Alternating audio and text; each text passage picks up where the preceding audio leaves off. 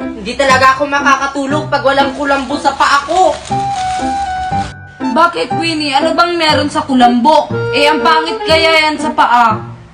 Oo nga, Queenie. Kahit nga ako, pag nilalagay ko yan sa paa ko, nangangati ako.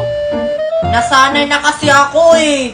Hindi talaga ako makakatulog kapag walang kulambo sa paa ko, kahit tanungin niyo pa si Mami at si Daddy. Ay, kaya pala, Queenie, hindi ka makakatulog kapag wala yan. Oo. Teka, hindi pa ba kayo uuwi? Gabi na, baka hinahanap na kayo ng mga Mami at Daddy niyo. Mamaya na kami uuwi, Queenie. Dito muna kami magtatambay.